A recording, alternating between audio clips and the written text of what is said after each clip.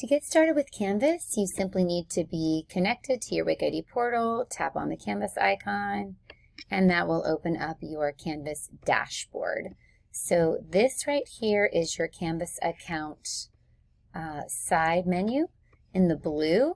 Once I click into a course, I'm going to show you my third and fourth period course, then I see another sidebar menu that's in white, and that is my course menu. So this is my Canvas account menu. This is my course menu. This is what we call the home page. You have to actually choose a home page. Wake County has created template courses for you, so you might see the picture of somebody else on your home page. Just make sure that you adapt that picture and all the information, or you go over and you choose a different home page.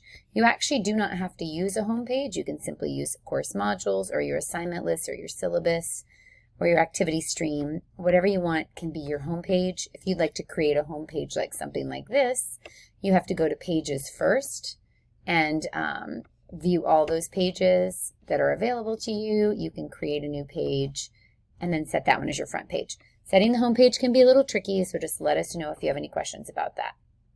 All right, so that's the first thing you do is kind of set your home page. Then you kind of have to decide how you want your students to navigate your course. So if you go to Settings, you can see that there's a tab called Navigation, and that allows me to take out the things that I don't really need my students to see. They still have discussions available to them, quizzes, the syllabus, but I just may not want to put those on the sidebar for them to navigate. Anything without eyes or with a crossed out eye is not going to be accessible to your students on their sidebar menu. So that just helps to clear out some of the junk for them. All right, so once you've decided how you're going to do things, and we pretty much do things by modules, then you can kind of clear out the things that you don't need. Now, if you're going to do things by modules, tap on your modules, make it really easy for your students to get there, or set that as your home page and decide how you're going to do your modules. Are you going to do weekly modules? Are you planning to do unit modules? However you're going to do that, cool. Just make sure that whatever the most recent module is on top. So once I create a new module, it's going to go down here because that's just natural in Canvas for it to go there. And all you have to do to move it is simply grab it and drag it to the top, so that your top week is your most recent week. That's really helpful for students so that as the semester progresses, they don't have to go down so far. Now, once you have your modules, you of course need to have assignments in there. So you would kind of go to assignments. You can create them here, or you can simply go from the module and add something to it and create a new assignment to add to that module. One thing to think about with assignments is it's really nice if you have kind of a one-stop shop. So you've got your title. Don't make your title too long if you think you might use GradeSync, which we'll talk about later, but make sure that everything you need is in the directions. This is a discussion assignment. But if I go back to that module and take a look at another one of these, you'll see that we have directions up here, and we have links to a video quiz. We have our social contract link, and then we have the next part that they need to do, which is a Google assignment. So everything is kind of right there in the assignment, rather than making multiple links in my module. Totally up to you, but we like one-stop shop assignments because it's easier for students.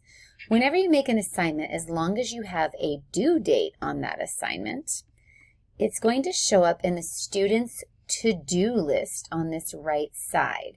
That is very helpful because some students navigate all their courses based on their to-do list. So use that to your advantage by making sure that you have due dates on things.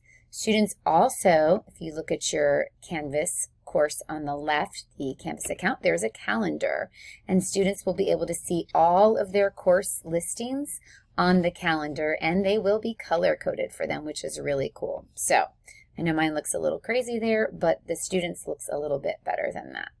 All right, let's go back to that course. One thing to note when you look at these modules are these green checks. They are showing you that these things are published. That's really important, or your students can't see things. You also need to make sure that your course is published, because if your course is published, again, your students won't be able to see anything. Let's just take a brief look at an assignment. This is what it looks like when you edit an assignment. give it a name, put all the things that you want in the directions here. I highly recommend that. And then make sure that you decide how you're going to grade it. If you want your assignment to sync to PowerSchool, it does have to be worth some points, so keep that in mind. You can have different assignment groups. This happens to be an external tool assignment because it's a Google assignment. You're going to want to watch that video if you want to do Google assignments. Don't forget about who you can assign it to. You can decide on individual students or groups. You can also decide on the due date, when it's available, and then when it's no longer available. Don't forget to click Save if you change any of those things as well. We also really like the practice of using emojis to help students out. So this is simply an emoji that says new. Once that's no longer new, we just put a folder there and put the new in the newest module. Again, that's just a signal to students to help them out and help them in navigating the course. On your left course sidebar, you can see that there is a tab called People. This is where you would see who's in your course. I'm not going to click on that so you don't see my students, but you can also add other teachers to your course. So if you're working with other teachers, you can add them as teachers, which is super helpful, or administrators. Grading is really easy in Canvas. You simply tap on Grades, and that'll take you to your grade book, and you can see who's turned in what. You can click on the individual assignment and grade the individual assignment, or you can do Speed Grader, which goes through each individual student. Once you enter your grade into Speed Grader, it goes in your Canvas gradebook. And then if you decide to set up Grade Sync, which I highly recommend you do, just make sure you watch the tutorial video, then your grades will be able to sync directly with PowerSchool. The last thing I want to tell you about is cross-listing courses. If you look in my dashboard, you can see that I have a course that says 3rd and 4th period. That's because I cross-listed those courses because they're the exact same class, just different sections of it. And to do that, there's a video to show you how to do it, but I definitely recommend that you do that. It's really simple, and it keeps your students in groups while keeping you only having one course in your dashboard. Your dashboard is easily controlled by you. If you click to courses and you go to all courses, you can see that I have a lot more courses available to me, but I have starred the courses that I want to appear in my dashboard. That way I don't have all this other stuff sort of mucking up my dashboard. Canvas has a bit of a learning curve, but it is a really robust tool. So I expect that you're going to need a few more tutorials as you get involved in it. To find those tutorials, simply go to Staff, the Knightdale website, Staff, Teacher Support, Tutorials for Teachers. They're A to Z tutorials. Just look for Canvas with an S and tap on For Teachers. I highly recommend any of the ones with the double smiley faces and definitely the ones with the single smiley faces as well. There are plenty of other tutorials out there though, if you really get involved in Canvas pretty seriously. And as always, we are always available to help you in the library with one-on-one attention after school or anytime that you are just needing that attention.